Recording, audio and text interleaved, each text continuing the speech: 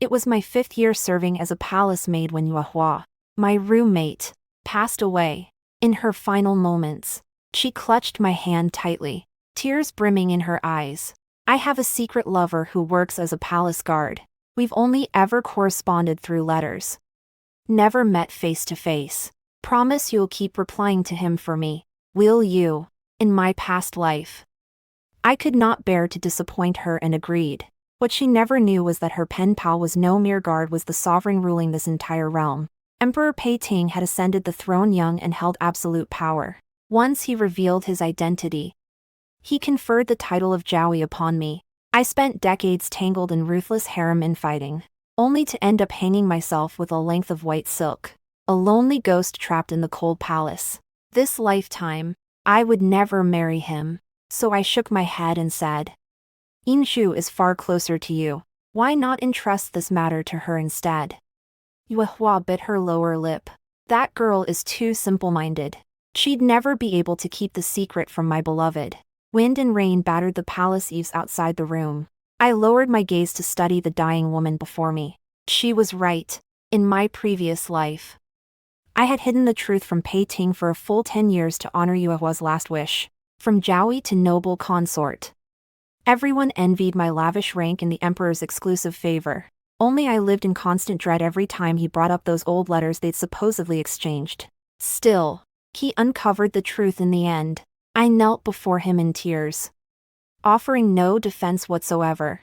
Seated high on his throne, he stared at me for a long time before sighing, stepping down to lift me to my feet. Ning, none of that matters anymore. It was you who shared 10 years of deep affection with me. I swear on my life, I will never hold this against you. It sounded like boundless devotion. And yet, every time he gazed at the moon or studied the stars afterward, his thoughts drifted to Yuehua, the woman he had never gotten to meet in his whole life. As time wore on, he eventually turned a blind eye while others schemed to kill me. I strove and schemed for more than a decade, only to meet a tragic end. Pulling myself back to the present, I composed myself and said to Yuehua, rest easy. I will help Inshu manage this. Yuehua stared at my face for a long while, then murmured, very well. With your looks, you were always destined for a far better future. Recruitment for palace guards was extremely rigorous back then. Aside from highly skilled fighters, most came from official families. For lowly maids like us with no hope of escape, forming such a match was an excellent prospect. Deep down, Yuehua had actually been trying to secure a good future for me in my past life. 4 of us shared the same quarters, all assigned to the Imperial Clothing Bureau. The eldest among us, Fang Hao, had been beaten to death with clubs 2 months prior. She'd let her concentration slip while embroidering a dance gown for Lady Wang, causing the noblewoman to embarrass herself before the emperor. Before she died, Yuehua had given her savings to Fang Hao's family and passed her jewelry and dresses to Lu Yingzhu, who loved pretty things dearly. Last of all, she'd intended to entrust her secret lover to me, but this life stretched long, and I refused to spend it living under another woman's name. Trapped in such a miserable fate. Moments later, Lu Yingzhu returned from outside. In my past life, Yuehua had already drawn her last breath by the time she walked through the door. Now, because I'd turned down Yuehua's request, the dying girl had clung on long enough to see her. I stepped outside to leave them in privacy, yet could still hear Yuehua's voice drifting through the room. Weak and fading on her bed, she whispered, we've known each other 3 months, every 5 days. He buries a letter beneath the peach tree outside Qingning Palace. If I spot it, I send my reply half a day later. His calligraphy is exquisite. His father holds the rank of 6th rank official. Unfortunately, I burned all his letters to keep our affair hidden. Tomorrow night, go to that tree, and you will find his new letter waiting. With those final words, Yuehua breathed her last. Shortly after, I heard Lu Yingzhu break down weeping. I tilted my head to stare at the full moon hanging high in the sky and stood out there the entire night. At dawn, Lu Yingzhu stepped out of the room to find me. She said quietly, Chen Ning, we only have each other now. Cheerful and childish by nature, she had relied heavily on Yuehua in the past. Overnight, she seemed far more mature. She was undeniably beautiful, with soft, vivid features and striking charm.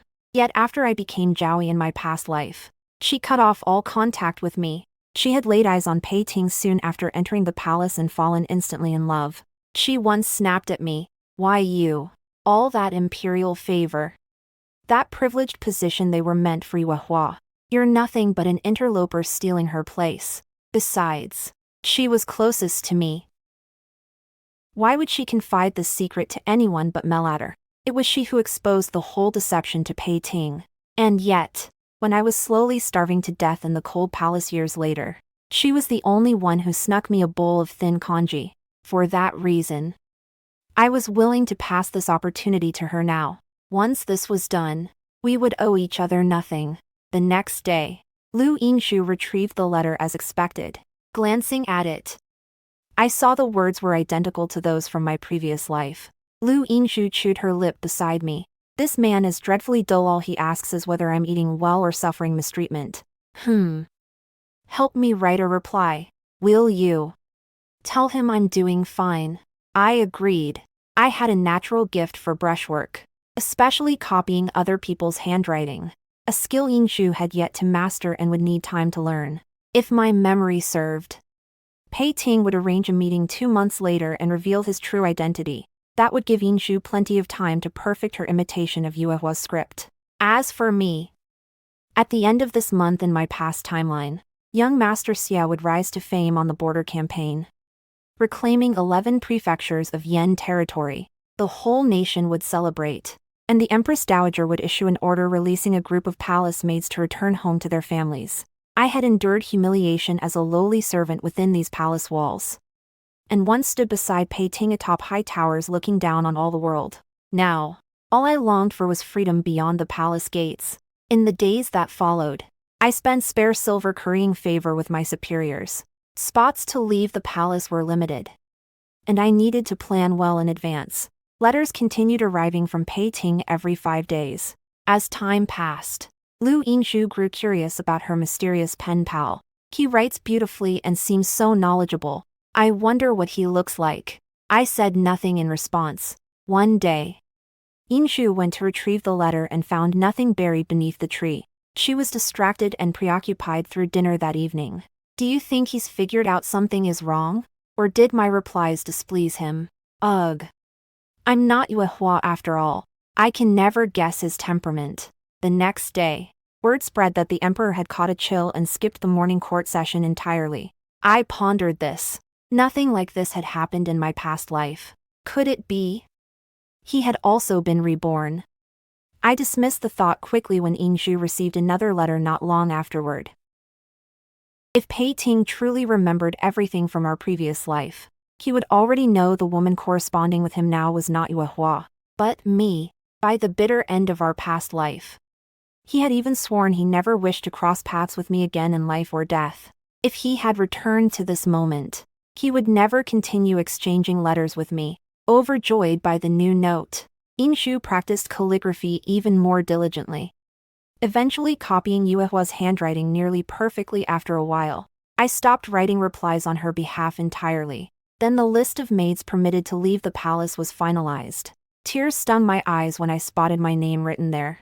In half a month's time, I would be free. The next day, I followed the other selected maids to the Empress Dowager's palace to offer thanks for her mercy.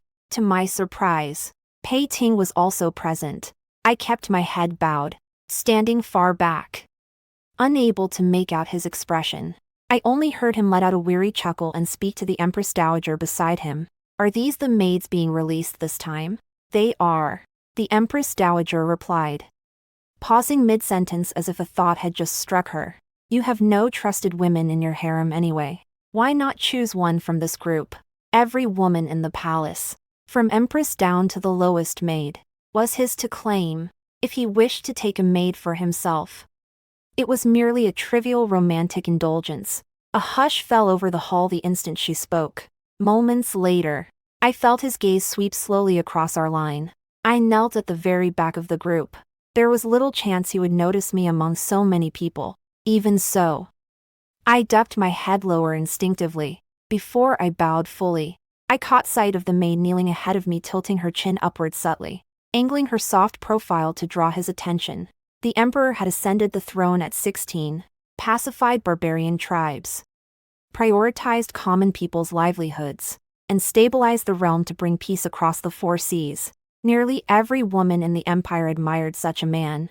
I sighed inwardly, but they did not understand how unpredictable an emperor's heart could be, and how painful a life serving one could become. After a long silence, the emperor finally spoke. I already have a young lady I hold dear. Pass on this opportunity. The Empress Dowager looked startled. Why have you never mentioned her to me? I knew the woman he referred to was Yue, or rather, Lu Yinju. Pei Ting fell silent for a moment, declining to elaborate, and steered the conversation elsewhere. Speaking of these maids, they are all fair-faced. Perhaps your nephew might take a fancy to one. Let him come and make his pick instead. He spoke casually, almost in jest. Yet the Empress Dowager took his suggestion seriously. She clapped her hands. That is an excellent idea. Linzhou's recent victory has made our Xia clan proud. As his aunt, I ought to plan for his future.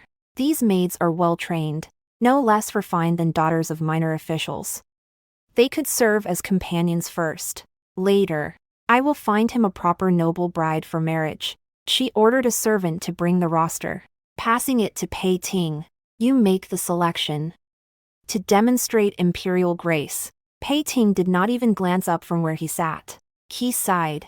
Take the one kneeling last. Quiet and unassuming. She ought to be obedient. My heart lurched where I knelt. Fate had a cruel sense of humor. He had chosen me. With that, he rose to take his leave. Pausing beside my position, he said, "Lift your head so I may see you." I prepared to obey, when a shrill eunuch's voice echoed from outside the hall. It was Chief Steward Qin, Pei Ting's head eunuch. Your Majesty. Grand Secretary Yang requests an audience. Losing all interest in speaking with me, Pei Ting simply hummed in acknowledgement and strode away. Once he was gone, I let out a quiet breath of relief. Seated on her dais, the Empress Dowager smiled and called my name. Qin Ning. I am here. Your Dowager. Would you consent to serve young Master Xia? She asked. I had not been on the release roster in my past life, nor had I come to this audience of thanks, so I had no idea if this incident had occurred then, or who had been chosen instead. But I knew Xia Linzhou would eventually marry an excellent, devoted wife, bound in lifelong mutual affection.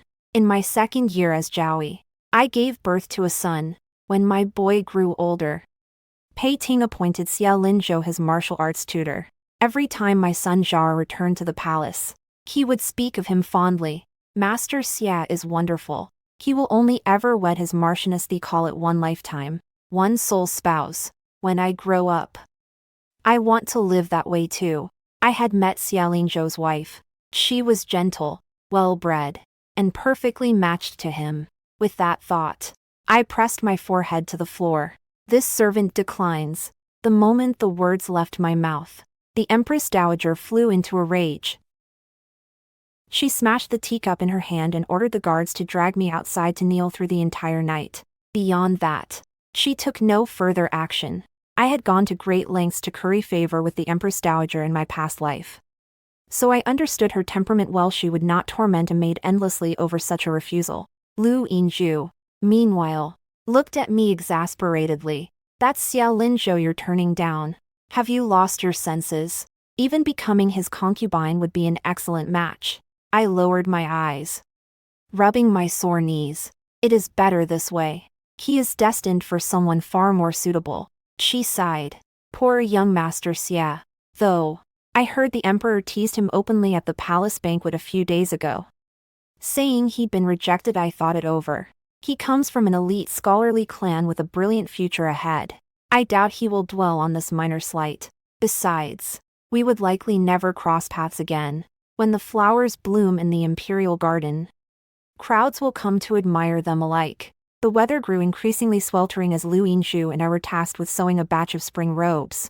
As dusk fell, Chief Steward Qin from the emperor's household arrived. distributing an ingot of gold and seasonal fresh fruit to every maid in the Imperial Clothing Bureau. His Majesty says your craftsmanship on the boots has pleased him. This is your reward. After the eunuch departed, Lu Yingzhu bit down on her gold ingot to test its purity. His Majesty is incredibly generous. I watched her and sighed silently to myself. She did not realize these gifts were all thanks to her. In Yuehua's final letter to Pei Ting, she had mentioned being a maid assigned to the Imperial Clothing Bureau. For that reason, the Bureau had received sporadic imperial gifts after Yuehua's death in my past life. Once I learned Pei Ting's identity, I realized every small item I wrote about needing in my letters would appear as a Bureau reward the very next day. This lifetime. It seemed Lu Yingzhu's letters had charmed Pei Ting far more, for his gifts were dozens of times richer than they had been in my previous life. Furthermore, I heard ministers had submitted petitions urging the emperor to hold a royal selection for concubines, only to be harshly reprimanded by him. He had indeed held such a selection in my past life, bringing in ladies Shangguan Rong and Lu Qing, among others, who spent years plotting against me. I knew he was doing this all for Lu Yingzhu. For a fleeting moment, envy stirred within me. Why had things never been so easy for me? It seemed everything truly turned out differently for another woman. After 5 years in the palace, my belongings amounted to very little when I packed to leave. 50 taels of silver, 2 plain hairpins, and the plain linen dress I had worn upon entering the palace. That was all I owned. Lu Yingzhu looked reluctant to see me go. You leave the day after tomorrow. Will we never see each other again? I wonder what the future holds for May. Counted the days. In little over a month, she would become Pei Ting's imperial concubine. I told her, you will get everything you have hoped for. She froze. Then her cheeks flushed pink. Will you come back for my wedding? I blinked in surprise. Have things progressed that far between you two? In my years exchanging letters with Pei Ting in my past life, he had never once brought up marriage voluntarily. Lu Yingzhu nodded eagerly. He told me he will treat me devotedly all his life. Never doubt me. Never abandon me for anyone else. Never mistreat me. We will drink our nuptial cup together and stay together till the end of time. I fell quiet. Pei Ting had never spoken such words to me in our past life, and he had failed to keep every similar promise he'd made to me back then. After a moment's thought, I took Lu Yingzhu's hand. Do not judge him only by his words. Watch his actions instead. Even if he becomes your husband, never place your full trust in him easily. Lu Yingzhu looked displeased, turning her head away with a mumble. No need to lecture me. I only asked if you would come to my wedding. I hesitated a long while before speaking the truth, having endured over a decade as a consort in the palace. I knew all too well how agonizing it was to be given hope only to have it torn away. I will not come. Rain had fallen the morning I left the palace, leaving the red palace walls and gray tiles crisp beneath a clear blue sky. A beautiful, rare day. Our group of departing maids wore veiled hats as we walked toward the palace gate. Midway down the palace path, we collided with another procession, a band of young men clad in rich silk sashes, brimming with youthful pride and ambition. I recognized them instantly. They were Pei Ting's childhood companions, trusted officials he had personally promoted. At the height of our affection in my past life, they had privately addressed me as imperial sister-in-law. I would grow flustered. Yet Pei Ting would smile gently, taking my hand. I told them they may call you that. You deserve the title. Now, one of them spotted our group and let out a sound of surprise. Is this the group of maids being released? Is the girl who rejected Lin Zhou among them?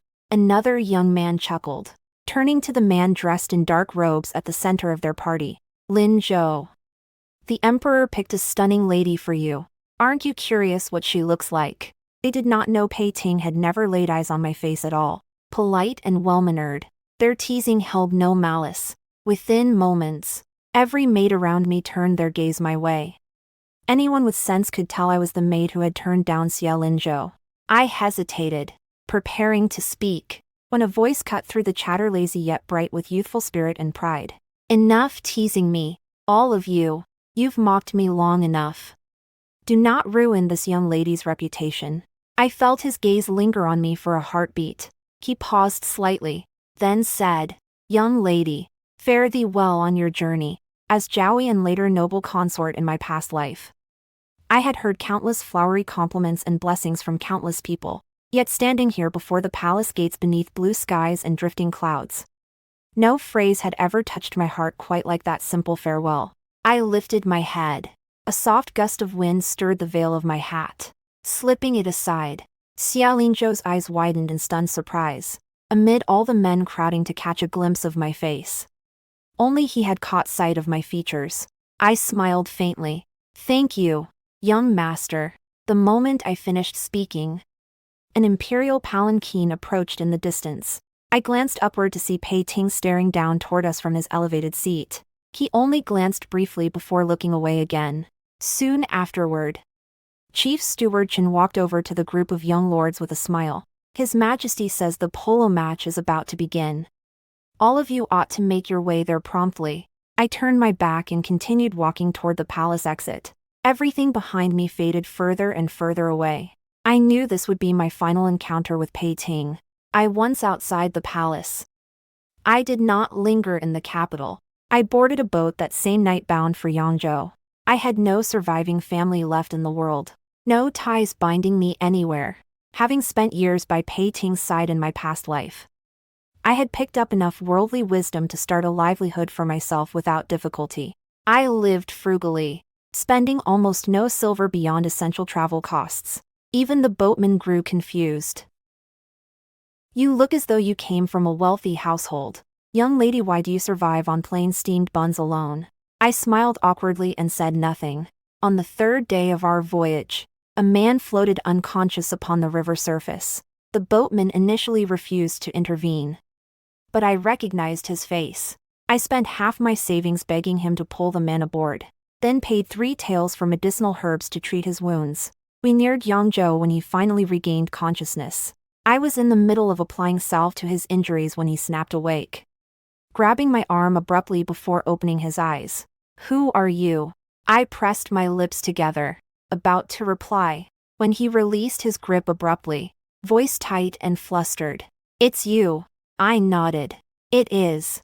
Xiaolingzhou explained that after the polo match that day, he had accepted an imperial edict to suppress bandits in the south. He had fallen into the river after falling prey to an ambush. Then he asked, "Where are you headed?" Yangzhou.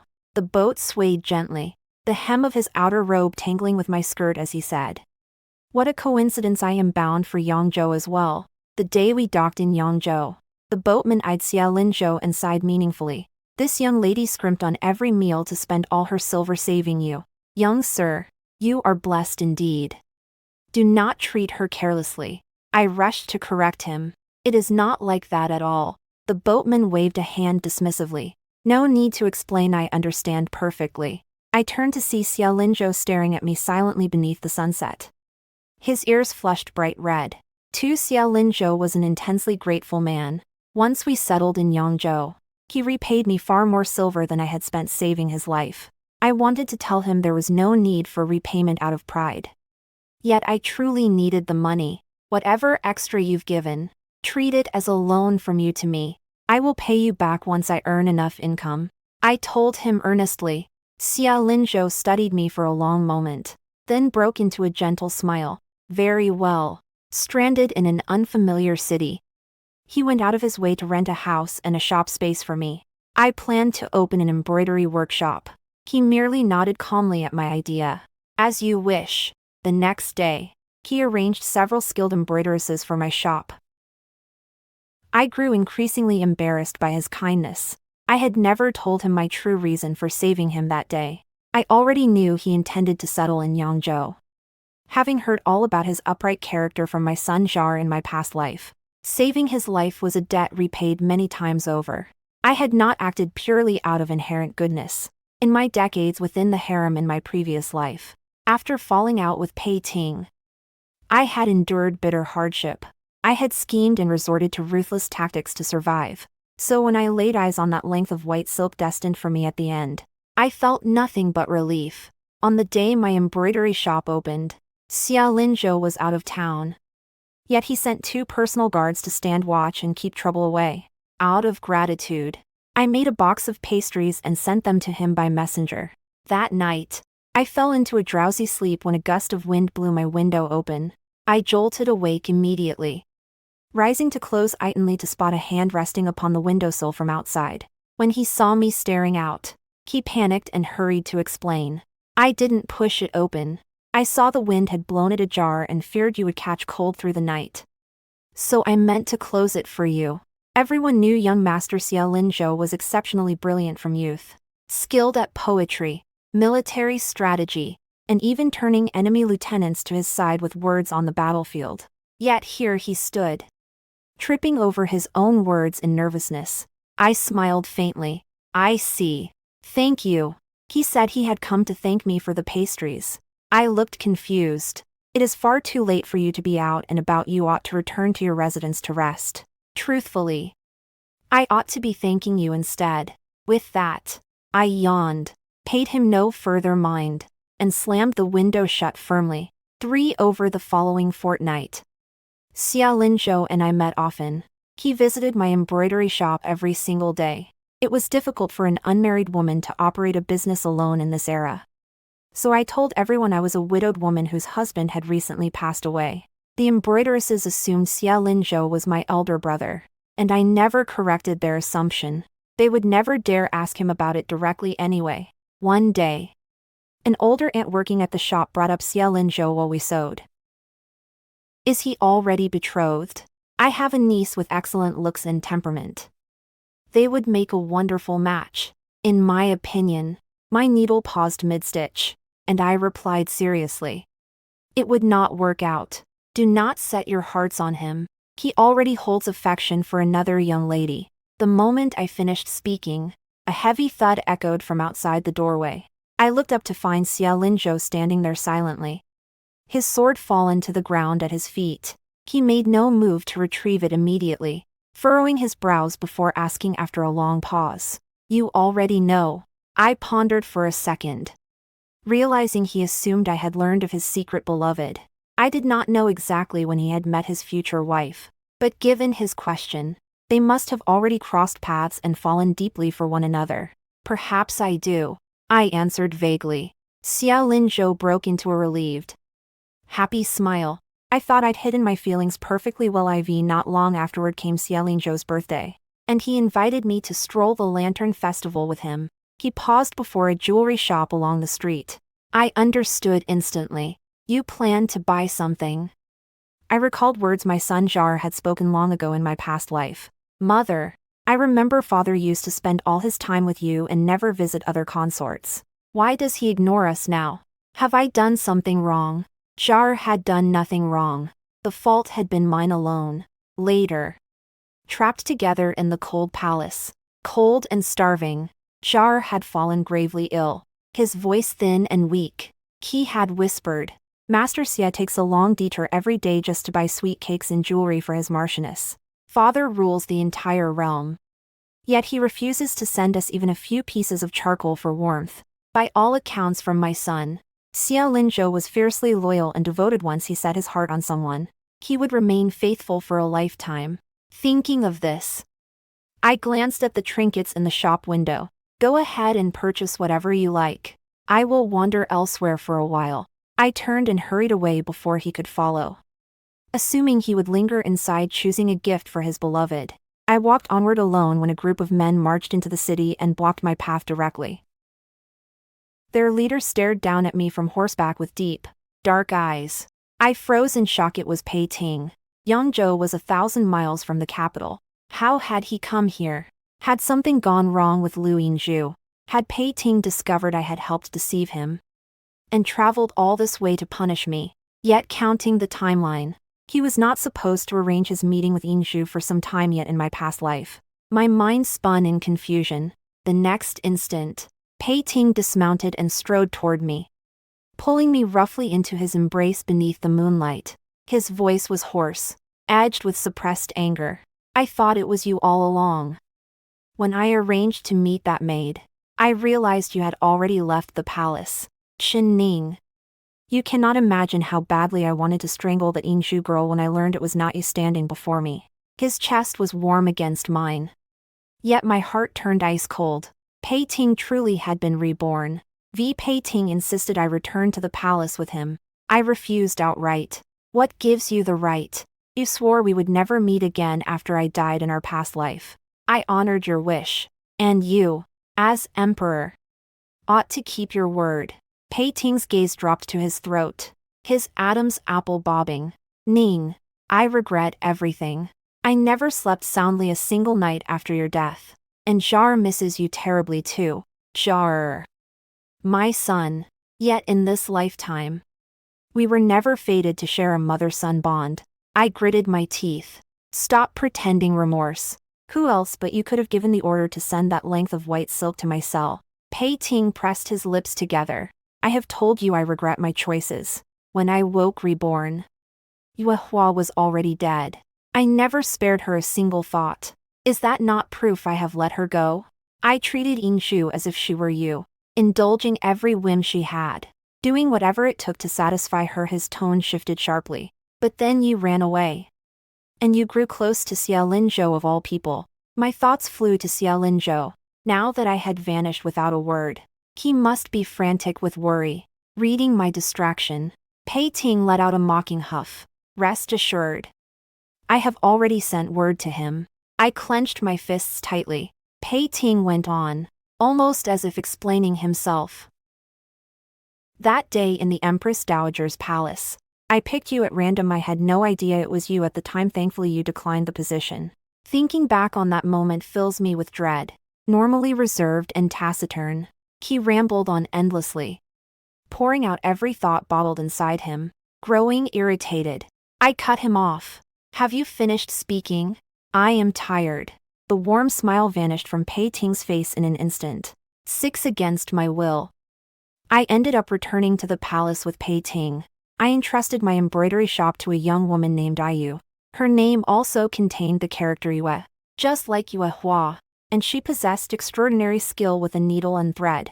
She promised me, Sister Shin, I will not let you down. Then I forced Pei Ting to swear an oath at knife point. He had 6 months to win me over. If I still refused him by the end of that term, he must set me free to leave for good. On the journey back, I learned Xiaolin Zhou had been ordered to remain in Yangzhou. It is no personal slight. A plague is predicted to strike the region soon, and I trust only him to manage relief efforts. 2 months from now, once the crisis passes, I will personally arrange his imperial betrothal. I lifted the carriage curtain and replied flatly. I see. There had never been anything romantic between Xiaolin Zhou and myself to begin with. Perhaps my overly indifferent reaction prompted Pei Ting to continue speaking. You already know the lady chosen for him, the granddaughter of Grand Secretary Yang, his wife from our previous lifetime. He was doing this to fulfill Xiaolin Zhou's destined happiness. The day after we returned to the palace, Pei Ting punished countless people. Among them were the eunuch who had delivered the fatal white silk to my cell in my past life, as well as Lady Wang, who had ordered Feng Hao beaten to death. I had schemed relentlessly to eliminate Lady Wang in my previous life, even enduring an all-night kneel outside a palace hall as a ploy, leaving me with a chronic cold ailment ever after. This lifetime, I had not lifted a finger against her, yet she was already gone. Pei Ting massaged his temples wearily. The consorts and their clans hold tangled political power. After Rebirth, I spent all my time laying careful plans, which is why I delayed seeking you out. I never anticipated you would flee the palace entirely. Worse still, I nearly handed you away to another man with my own choice. He stared at me with quiet resentment as he finished speaking. I pretended not to notice. Sipping my tea calmly, I was assigned the same palace I had occupied in my past Lifia, position entirely inappropriate for a woman with no official rank. Yet Pei Ting had manipulated court opinion to ensure no one dared trouble me. 5 days after returning, I met Lu Yingzhu again, bright and youthful when I left the palace. She now looked haggard and worn, her gaze sharp with resentment toward me. Qin Ning, you did this on purpose, didn't you? Why was the person His Majesty sought all along you? Did you have some secret history with him? You hid everything so deeply. Do you know he nearly strangled me to death at our meeting that day? She threw herself against me, crying and laughing in overwhelming grief. I lifted a hand to wipe her tears away. Do not cry. Silence settled over the chamber, broken only by her quiet sobbing. After a long while, she whispered, "Wealth and rank mean nothing compared to staying alive. If you still have a shred of conscience, find a way to send me out of the palace and arrange a decent marriage for me." I opened my mouth, unsure what to say. I could barely secure my own freedom, let alone plan hers. Just then, footsteps sounded from outside, and Pei Ting stepped into the room. "Leave this matter to me." He glanced toward me, his tone hesitant. "May I do this?" I said nothing, terrified. Lu Yingzhu shrank behind my back, trembling violently. "Your Majesty." "This servant takes her leave." She fled the room immediately. Once she was gone, Pei Ting watched me with a half-amused, half-envious expression. "You treat her far kinder than you treat me." Candlelight flickered in the hall as he stepped forward, reaching out to take my hand. I stepped back quickly to evade him. His voice dropped to a rough murmur. "I have missed you terribly. Can you not let go of the past and start anew with me? What about Zaordo? You never wished to see our son." My heart ached sharply at the mention of my boy. Yet I replied firmly, "I do not." 7. Pei Ting kept his promise and arranged a fine husband for Lu Yingzhu. I went to see her off on the day she left the palace. Lu Yingzhu looked at me. "Now you are the only one left." When Yuehua died, she had told me we only had each other. Now she too was departing. I nodded. "Yes." She smiled faintly. "But His Majesty dotes on you endlessly. You will live a life of effortless luxury and wealth. You are truly fortunate." Shin Ning. I fell silent for a moment. How can you be so certain this is what I want? Yet to everyone else, Pei Ting's devotion was undeniable. The moment he finished morning court each day, he would come straight to my palace and stay by my side, even when I ignored him. He never grew angry, sending scholars to source rare ancient books and precious treasures I loved just to win my favor. One incident broke the routine. I was in the middle of bathing when he walked unannounced into my chambers. I had usually been reading at this hour, but I had slipped and fallen earlier that afternoon. Hurrying back to wash my injuries off, steam swirled thick through the room, his eyes widening in shock as he stepped backward hastily. "My apologies." I scrambled to pull my clothes on, only to be seized in his embrace the moment I stepped out. He held my waist tightly, voice hoarse with longing. "Ning, it has been far too long since I touched you. In this life and the last." I shoved him away hard, slapping him across the face. "We agreed on 6 months. What do you think you are doing? I have indulged you endlessly these days." Shin Ning. Even a stone ought to soften by now. But he could not understand. My heart was already completely hardened against him. Crushed by endless disappointment, we erupted into a fierce argument, and he stormed off in anger in the end. Truthfully, I did not trust Pei Ting in the slightest. For all his imperial authority, he constantly broke his own promises. From the moment I returned to the palace, I had been plotting a way to slip away unseen, where he could never find me again. After many schemes, the Empress Dowager offered her assistance. She summoned me to the Xinang Palace. "There will be a palace banquet in a few days' time. I will contrive a way to detain the emperor, then arrange your escape. Would you agree?"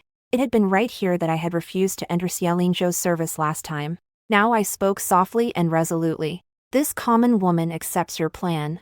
8. On the day I fled, a fire broke out in my palace quarters. From a distance, I watched Pei Ting rush to the scene, reckless enough to charge straight into the burning building searching for me. I realized this had been the Empress Dowager's ploy to hold his attention distracted. I dared not linger, hurrying out of the palace with the guard she had assigned to escort me. Before parting, he handed me a travel permit and a pouch of banknotes. "Farewell, young lady." Wind whistling around me, I tucked the items into my sleeves and ran dozens of paces outside the city walls. Then I paused, glancing back to spot a figure clad in dark robes standing atop the city wall. One man had always favored dark ink-colored clothing, an undefeated warrior. destined to become the Empire's greatest general in years to come. I hesitated, then turned back to rush to the guard's side. I asked him, "Is there any message he left for me?" The guard's expression froze. "You already guessed. I had no particular bond with the Empress Dowager. The only reason she would risk aiding my escape was Xia Linzhou." After a pause, the guard spoke slowly. "Not long ago, young Master Xia turned down an excellent arranged marriage. The young lady was perfectly suitable, yet he could not bring himself to accept her. In an instant, I recalled that tense, hopeful night inside my dim embroidery shop, when he had asked me quietly, 'You already know.' A bitter smile tugged at my lips. What a fool I had been not to realize his feelings sooner. Unfortunately, it was already too late, miss. He sacrificed a great deal to make this escape possible for you. If you delay any longer, you will never get another chance to leave."